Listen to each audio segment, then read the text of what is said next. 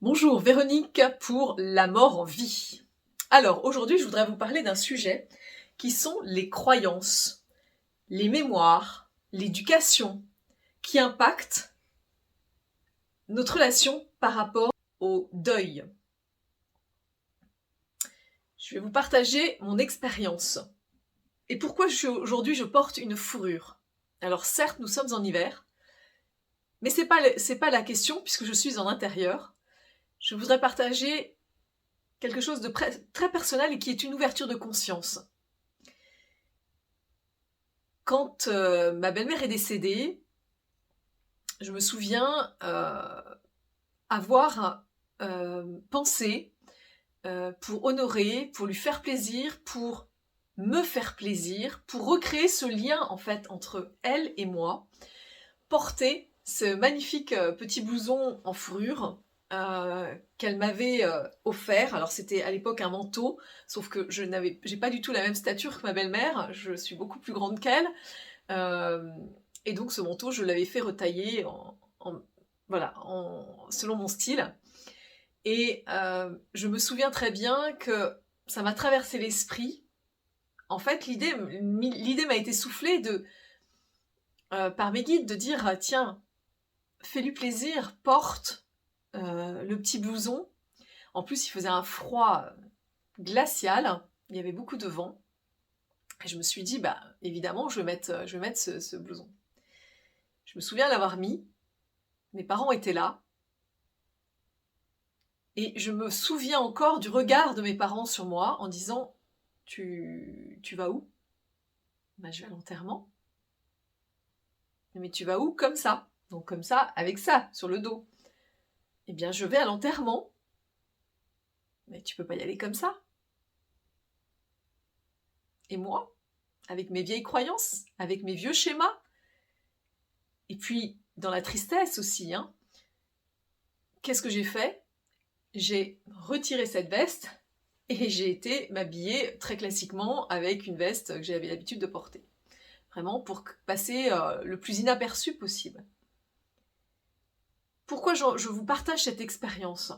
Parce que ça m'a trotté dans la tête, ça m'est revenu il n'y a pas de si longtemps, alors qu'on parlait de fourrure, de fausses fourrures, etc.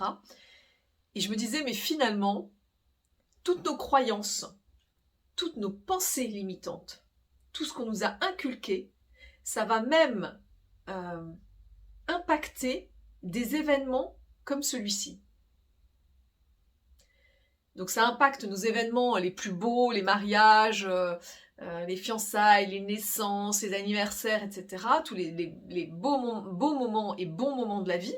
Mais ça impacte aussi des événements plus douloureux comme celui-ci. Et je me suis dit, mais ce n'est pas possible, ce n'est pas acceptable.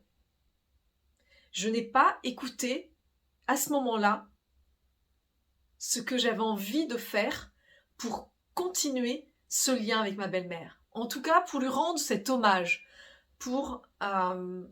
En le portant, je savais que je lui faisais plaisir. Et je n'ai pas créé ça. Alors vous me direz, elle est partie, voilà, elle l'aurait pas vu. Mais moi, dans mon lien, en fait, dans mon travail du deuil, quelque part, c'est comme si je n'avais pas respecté quelque chose que j'avais envie de faire. Et c'est ça que je veux dire, c'est que quand on traverse le deuil, mais même quand on l'a traversé après, se libérer des croyances, se libérer du jugement, se libérer, là en l'occurrence c'est vraiment une question de jugement, se libérer de tout ce qui vous encombre et qui vous empêche d'être vous-même. N'attendez pas ce moment, et quand vous vivez ce moment, écoutez ce qui vous fait plaisir, ce que vous avez envie de faire à ce moment-là, parce qu'il n'y a pas beaucoup de choses qui nous fait plaisir à ce moment-là. Mais quand vous sentez quelque chose qui paraît même peut-être complètement décalé, complètement peut-être même barré, complètement fou, inimaginable, et que ça vous traverse l'esprit, pourquoi ne le ferions pas? C'est un moment qui, à vous, il faut le vivre, ce moment du deuil. Et surtout pas dans le regard de l'autre, et surtout pas dans la retenue de ses émotions. Parce que de toute façon, la souffrance, elle est là, la peine, elle est là. Et que vous exprimiez quelque chose et qu'il va aller renvoyer quelque chose à l'autre, ça ne vous appartient pas.